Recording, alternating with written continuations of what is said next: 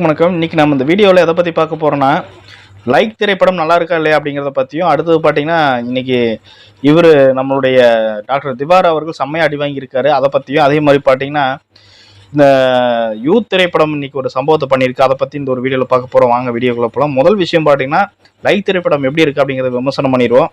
Like திரைப்படத்தை பொறுத்த வரைக்கும் நான் பார்த்த வரைக்கும் எனக்கு பிரதீப் ரங்கநாதன் அவர்கள்ட்ட ஏதோ ஒன்று மிஸ் ஆகிற மாதிரியே இருக்குதுங்க. ஏன்னா இதுக்கு முன்னாடி பார்த்தீங்கன்னா டியூட் திரைப்படம் நான் பார்த்தேன். டியூட் திரைப்படத்தை பொறுத்த வரைக்கும் ஃபர்ஸ்ட் ஆஃப் பார்த்தீங்கன்னா பயங்கரமாக இருக்கும், சீட் நுழையில் உட்கார வச்சிருப்பாங்க. செகண்ட் ஆஃப் பார்த்தீங்கன்னா நம்ம வேறு மாதிரி ப்ரிடிக்ட் பண்ணி வச்சிருப்போம், ஆனால் அதில் வேறு மாதிரி கொண்டு போய் வேறு மாதிரி முடிச்சிட்டாங்க. ஸோ எப்படி ஓரளவுக்கு ஓகே பரவாயில்ல அப்படிங்கிற மாதிரி இருந்துச்சு. ஓப்பனிங் நல்லா பயங்கர ஸ்ட்ராங்காக இருந்தது, செகண்ட் ஆஃப் ஓரளவுக்கு ஓகே அப்படிங்கிற மாதிரி இருந்துச்சு. அதே மாதிரி டிராகன் திரைப்படம் பார்த்தீங்கன்னா பயங்கரமாக இருந்துச்சு. ஓப்பனிங்லேருந்து எண்டு வரைக்குமே படத்தை பயங்கரமாக கொண்டு போயிருந்தாங்க. பிரதீப் ரங்கநாதனுடைய பர்ஃபார்மன்ஸ் அவ்வளோ நல்லா இருந்தது. ஸோ அதில் எந்த மாற்றமும் இல்லை. ஆனால் இந்த லைக் திரைப்படத்தை பொறுத்த வரைக்கும் டிராகன்லேயும் சரி, லவ் டுடே திரைப்படத்துலையும் சரி, அதே மாதிரி டியூட் திரைப்படத்துலையும் சரி, இந்த மூணுலேயுமே பார்த்தீங்கன்னா பிரதீப் ரங்கநாதனுக்குன்னு இருந்த ஒரு பர்ஃபார்மன்ஸ் லெவலை பொறுத்த வரைக்கும் இந்த திரைப்படத்தில் முற்றிலுமே குறைஞ்சிருக்குன்னு தாங்க நான் சொல்லணும். ஏன்னா இந்த திரைப்படத்தினுடைய கான்செப்ட் பார்த்தீங்கன்னா 2040 நடக்கிற ஒரு லவ் ஸ்டோரி பற்றின ஒரு கான்செப்ட். அந்த லவ் ஸ்டோரியை எப்படி ஒரு ஆப் மூலமாக எல்லாத்தையும் ஆட்டி படைக்கிறான். லவ்ங்கிறப்ப ஒரு விஷயத்தை வச்சுக்கிட்டு ஆப்பை உருவாக்கி அந்த லவ்வையும் ஆப்பையும் கனெக்ட் பண்ணி வில்லன் என்ன பண்ணுறா, உலகத்தில் இருக்கிற எல்லாரையும் ஆட்டி படைக்கிறான்.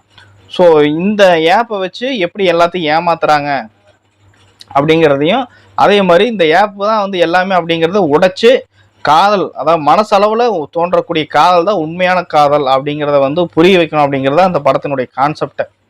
சரிங்களா? ஸோ இதுக்காக நம்மளுடைய பிரதீப் ரங்கநாதன் அதாவது ஹீரோ எப்படி போராடுறாரு அப்படிங்கிறத கொண்டு போயிருப்பாங்க. அதாவது இவர் லவ் பண்ணியிருப்பாரு. லவ் பண்ணதுக்கப்புறம் பார்த்தீங்கன்னா இந்த ஏப்பால் 2 பேரும் பிரிஞ்சிருவாங்க, அந்த லவ் ஏப்பால். அதுக்கப்புறம் பிரிஞ்சதுக்கப்புறம் இந்த ஏப்னால தான்டா நான் என்னோட லவரை பிரிஞ்சுட்டேன், உன்னோட ஏப்பை இல்லாமல் நான் பண்ணிடுவேன்னு சொல்லிட்டு ஹீரோ வில்லன்ட்ட சவால் விட்டுட்டு அதுக்கப்புறம் அந்த ஏப்பை எப்படி காலி பண்ணுறாரு அப்படிங்கிறத அந்த திரைப்படத்தில் ஸ்க்ரீன் பிளேவாக கொண்டு போயிருக்காங்க.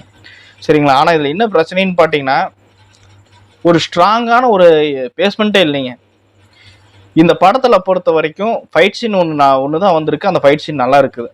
ரெண்டாவது பார்த்தீங்கன்னா இந்த ஹீரோவும் ஹீரோயினையும் மீட் பண்ணக்கூடிய இந்த விஷயங்களும் கொஞ்சம் நல்லா இருக்குது. மூணாவது பார்த்தீங்கன்னா பெரிய லெவலில் எதிர்பார்க்க முடியல. எப்படின்னா இந்த ஒரு சைடில் ஃபுல் அண்ட் ஃபுல் டெக்னாலஜியால் உருவான ஒரு உலகம், இன்னொரு சைடில் பார்த்தீங்கன்னா இவங்க அப்பா ஒரு பசுமையான உலகத்தை உருவாக்கியிருக்காரு.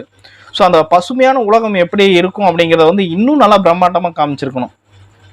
ஏன் ஒரு பசுமையான உலகத்தை உருவாக்கியிருக்காரு, என்ன பிரச்சனை அப்படிங்கிறதுல நல்லா ஸ்ட்ராங்கான ஒரு பேஸ்மெண்ட்டாக இருந்திருக்கணுங்கிற நான். சரிங்களா? ஆனால் அந்த மாதிரி காட்டில் சும்மா 10ஓட 11 சீமான் அவர்கள் இந்த மாதிரி ஒரு பசுமை உலகத்தை உருவாக்கியிருக்காரு அப்படிங்கிறது சும்மா ஒரு தன்னோட புள்ள செத்து போயிடுச்சு. ஸோ இந்த போனால் தான் செத்து போச்சு, இந்த டெக்னாலஜியாக தான் செத்து போச்சு, அதனால் நான் இனிமேல் யாரும் இந்த மாதிரி சாகக்கூடாது அப்படிங்கிறக்காக இந்த ஒரு பசுமை உலகத்தை நான் உருவாக்கியிருக்கேன் அப்படிங்கிற மாதிரி கொண்டு போயிட்டாங்க. சரிங்களா? இது ஒன்றும் பெருசாக ஒரு ஸ்ட்ராங்கான ஒரு கனெக்ஷனாகவே இல்லை. எமோஷனல் லெவலில் ஒரு ஸ்ட்ராங்காக கனெக்ஷனே கிடையாது.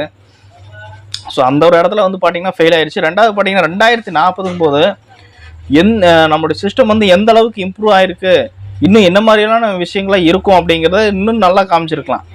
ராஜீவ் காந்தி ஹாஸ்பிட்டலில் காமிச்சாங்க, இப்படி நல்லா பயங்கரமான ஒரு பில்டிங்லாம் ரொம்ப இதெல்லாம் டாப் மோஸ்ட் சூப்பராக இருந்துச்சு. ஸோ அந்த மாதிரி காமிச்சாங்க. அதுக்கப்புறம் சின்ன சின்ன விஷயங்கள்லாம் நல்லா காமிச்சாங்க. மோதிரத்தில் செல்ஃபோனை மோதிரத்தில் கண்ட்ரோல் பண்ண மாதிரி, ரோபோட்ஸ் எல்லாம் வர மாதிரி நிறைய விஷயங்கள் காமிச்சாங்க, நான் இல்லைங்களே. பட் ஆனால் இது எல்லாமே இப்போவே இருக்குது, நிறைய இடங்களில் இப்போவே ஸ்டார்ட் பண்ண ஆரம்பிச்சிட்டாங்க. ஸோ நான் 2040 இன்னும் நான் நிறைய எதிர்பார்த்தேன். எனக்கு பிடிச்ச விஷயம் என்ன, இந்த சின்ன சின்ன காமெடிகள் ஓப்பன் ஃப்ரண்ட் அப்படின்னு சொல்லிட்டு பண்ணுறது. ஸோ இந்த மாதிரி சின்ன சின்ன விஷயங்கள் தான் அதில் கொஞ்சம் ஸ்ட்ராங்காக இருந்துச்சே தவிர மற்றபடிக்கு இந்த திரைப்படம் ஸ்ட்ராங்னு சொல்கிறதுக்கு எதுவுமே கிடையாது. சரிங்களா? டியூட்டை பொறுத்த வரைக்கும் சரி, டியூட்டை பொறுத்த வரைக்கும் சரத்குமார் அவர்களுடைய கேரக்டர் அவ்வளோ அருமையாக இருந்ததுங்க அந்த திரைப்படத்தில். ஆனால் இந்த திரைப்படத்தில் பார்த்தீங்கன்னா சீமான் அவருடைய கேரக்டர் ரொம்ப கம்மி தான். அடுத்து பார்த்தீங்கன்னா இந்த டிராகன் திரைப்படத்தை பொறுத்த வரைக்கும் நம்ம மிஸ்கின் அவர்களாகட்டும், கௌதம் மேனன் ஆகட்டும், இதனுடைய கேரக்டர் எல்லாமே பட்டாசம் மாதம் பயங்கரம் மனசில் நிற்கிற மாதிரி இருந்ததுங்க. ஆனால் இந்த படத்தில் பார்த்தீங்கன்னா ஓப்பன் ஃப்ரெண்டு அந்த யோகி பாபு, அதுக்கப்புறம் நம்ம பிரதீப் ரங்கநாதன், இந்த 2 பேர்த்தோடைய கேரக்டர் மட்டும்தான் மனசில் நிற்கிது. அதுக்கப்புறம் ஏதோ நம்ம எஸ்.ஜே. சூர்யாவுடைய பர்ஃபார்மன்ஸுக்காக அவரை வச்சுக்கலாமே தவிர மற்றபடிக்கு ஒன்றும் பெருசாகலாம் இல்லைங்க. 10ஓட 11 தான் எல்லா கேரக்டருமே இருந்துச்சு. சின்ன சின்ன காமெடிகளாக தான் சொல்கிறோம், முன்னாடி சின்ன சின்ன காமெடிக்காக இந்த திரைப்படத்தை பார்க்கலாமே தவிர மற்றபடிக்கு இந்த திரைப்படத்தில் ஒன்றும் கிடையாது. ஸோ அந்த நம்மளுடைய பிரதீப் ரங்கநாதனை பொறுத்த வரைக்கும் ஃபர்ஸ்ட் ஃப்ளாப் இந்த லைக் திரைப்படம் தான். விக்னேஷ் சிவனை வந்து இயக்க விட்டுறக்கூடாது. இவர் கம்னு பிரதீப் ரங்கநாதனை அவரே இயக்கின திரைப்படத்தில் அவரே நடிச்சிருந்தா கூட இன்னும் படம் பயங்கரமாக இருந்திருக்கும். லைக் திரைப்படத்தை வந்து இவர் இயக்குறதுல வந்து எந்த ஒரு பிரயோஜனமும் இல்லை.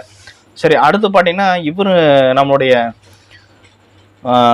இவர் நடிப்பு அரக்கன், நடிப்பு கிறுக்கன் திவாகரை பார்த்தீங்கன்னா இன்னைக்கு ப்ரோவோக் டிவிங்கிற ஒரு சேனலில் இன்டர்வியூ எடுத்திருக்காங்க. இன்டர்வியூ எடுக்கும்போது பார்த்தீங்கன்னா ஒரு நிஷாங்கிற ஒரு பொண்ணுகிட்ட வந்து இவர் வந்து தப்பாக நடந்திருக்கிறாராமா. அதாவது அந்த இன்டர்வியூல இல்லை, விஜய் டிவியில் இருக்கும்போது வந்து தப்பாக நடந்திருக்காராமா. ஸோ நெறியாளர் வந்து அந்த இவங்கிட்ட வந்து கேள்வி கேட்கறாரு, திவாகர்கிட்ட கேள்வி கேட்கறாரு, நீங்கள் நிஷா கிட்ட இந்த மாதிரி தப்பாக நடந்துக்கிட்டீங்க, இதுக்கு வந்து ப்ரூஃப் இருக்குது, ஏன் இப்படி பண்ணுறீங்க அப்படின்னு சொல்லி கேட்கும் பொழுது அந்த திவாகர் பயங்கர கடுப்பாயிராரு. நீ எப்படா நீ வந்து இந்த மாதிரியான ஒரு கொஸ்டின் கேட்கலாம் அப்படி இப்படின்ட்டு அங்கேருந்து கேமரா போட்டு அடின்னு அடிச்சு உடச்சிட்றாருங்க. அது மட்டும் இல்லாமல் பக்கத்தில் இருக்க லைட்டு கீட்டு எல்லாத்தையும் அடிக்கிறாரு, எல்லாத்தையும் போட்டு உடைக்கிறாரு. ஸோ எல்லாரும் பிடிக்கிறாங்க, இப்போ எல்லாருமே பிடிக்கிறாங்க. அப்படி இருந்து அவர் வந்து ஃபைட் பண்ணுறாரு. அவர் ஒரு பக்கம் வீடியோ எடுத்து சுற்றிட்டு இருக்காரு. ஸோ இந்த மாதிரியான ஒரு பயங்கரமான சம்பவம் ப்ரோவோக் டிவியில் இந்த திவாகர் இன்டர்வியூ எடுக்கும்போது இந்த மாதிரியான ஒரு சம்பவம் நடந்திருக்குங்க. கொடுமையான ஒரு விஷயம் என்னன்னா, இந்த சேனல்காரங்க தான் இன்னைக்கு வந்து இந்த மாதிரியான ஒரு திவாகரங்கிற ஒரு கேரக்டரை இன்னைக்கு உலகத்தில் வந்து ஃபேமஸ் பண்ணி விட்டது இந்த சேனல்காரங்க தான். ஸோ இன்னைக்கு அவங்களுக்கே வந்து திவாகர் வந்து ஆப்படிக்கிறார். யார் வந்து தன்னை வளர்த்தி விட்டாரோ அவங்களுக்கே எனக்கு திவாகர் வந்து ஆப்படிக்கிறாங்க. சோசியல் மீடியாவுக்கே திவாகர் வந்து ஆப்படிக்கிறார். அந்த மாதிரியான ஒரு சம்பவம் நடந்திருக்கு. அடுத்து பார்த்தீங்கன்னா இந்த யூத் திரைப்படம் பார்த்தீங்கன்னா வெளியாகி கிட்டத்தட்ட இன்னைக்கு வரைக்கும் பார்த்தீங்கன்னா இந்த யூத் திரைப்படம் 82 கோடிகளை வசூல் பண்ணியிருக்குதாமா. இன்னும் இருக்கிற ஒரு 18 கோடி தான். அந்த 18 கோடி வசூல் பண்ணால் 100 கோடி வசூல் பண்ணால் அந்த ஒரு லிஸ்ட்டில் வந்து வந்துடும் அப்படிங்கிறாங்க. இதில் கொடுமையான ஒரு விஷயம் என்னன்னு தெரியுங்களா? தாய் கிழவி திரைப்படம் இந்த யூத் திரைப்படத்தை வர சூப்பராக இருந்ததுங்க. ஆனால் அந்த திரைப்படம் இன்னும் வந்து 100 கோடி தொடலை. இந்த திரைப்படம் 100 கோடியை தொட்டிருக்கு. இந்த திரைப்படத்தில் ஒரு கான்செப்ட் ஒன்றும் கிடையாது. 3 பேர்த்த லவ் பண்ணுறாங்க, 3 பேர் கழட்டி விட்டுறாங்க, அவ்வளோதான். இதுதாங்க படத்தினுடைய கதையை. சரிங்களா? அந்த அளவுக்கு இது ஒரு ஸ்ட்ராங்கான ஒரு கதையெல்லாம் கிடையாது. இன்னும் சொல்லப்போனால் டிடிடி பார்த்துருப்பீங்க, தலைவர் தம்பி தலைமைன்னு சொல்லிட்டு ஜீவா அவருடைய படம்.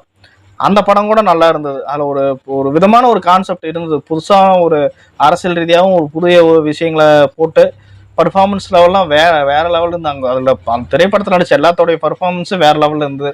ஸோ அவ்வளோ பீக்காக இருந்தது. பட் அந்த திரைப்படம் 100 கோடி அடிக்கல. யூத் திரைப்படம் 100 கோடி அடிச்சிருக்கு. இது வந்து யாரோ பின்னாடி இருந்து ப்ரொமோட் பண்ணுற மாதிரி இருக்குங்க. உண்மையிலேயே பின்னாடி இருந்து யாரோ ப்ரொமோட் பண்ணுற மாதிரி இருக்கு. சரிங்களா? ஏன்னா ஜெயம் ரவி, அதுக்கப்புறம் பார்த்தீங்கன்னா ஆர்யா, இப்படி நிறைய பேர் இருக்காங்க. இவங்க நடிக்கக்கூடிய திரைப்படங்களே வந்து 100 கோடி தொடர்றது பெரிய விஷயமா இருக்கு. இவர் நம்ம சிவகார்த்திகேயன் எத்தனை திரைப்படம் நடிச்சாரு, அவரோட திரைப்படமே 100 கோடி அடிக்கிறது ரொம்ப கஷ்டமா இருந்தது. எல்லாத்த விட தனுஷ் உங்க எல்லாருக்குமே தெரியும் எவ்வளோ பெரிய நடிகர். அவரோட திரைப்படம் 100 கோடி அடிக்கிறதுக்கு எத்தனை நாள் அவர் கஷ்டப்பட்டாரு. ஆனால் இன்னைக்கு பார்த்தீங்கன்னா இந்த கருணாஸ் அவருடைய பையன் ஒரு திரைப்படம் எடுத்திருக்காரு. அந்த திரைப்படம் திரைப்படம், அந்த திரைப்படமே 82 கோடி அடிச்சு இன்னைக்கு 100 கோடி தொட போகுதுன்னா அப்போ இதுக்கு பின்னாடி வந்து மிகப்பெரிய ஏதோ ஒரு ப்ரமோஷன் பண்ணி வந்து நடந்திருக்குதுங்க. அது வந்து கன்ஃபார்ம். சரிங்களா? ஏன்னா இதை விட சூப்பரான கதை கொண்ட திரைப்படங்களே 100 கோடி அடிக்க மாட்டேங்குது.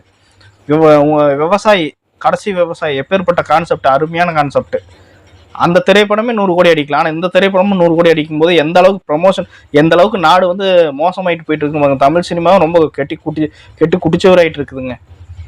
அப்படித்தான் சொல்லணும். ஏன்னா துரந்தர எப்பேற்பட்ட திரைப்படம், அந்த திரைப்படத்தை தமிழ்நாட்டில் என்னங்கிறானுங்க, ஏன்னா பிஜேபி திரைப்படம், சங்கி திரைப்படம் அப்படிங்கிறானுங்க. அந்த மாதிரியான ஆட்கள் இங்கே இருக்கும்போது இவங்க லவ் பண்ணுற திரைப்படம் தான் 100 கோடி அடிக்குதுங்க.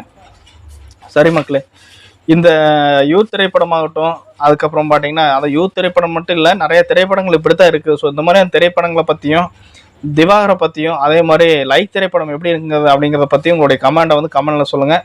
மறக்காமல் வீடியோக்கு லைக் பண்ணுங்கள். நான் அடுத்த டாபிக் சந்திக்கிறேன். நன்றி, வணக்கம்.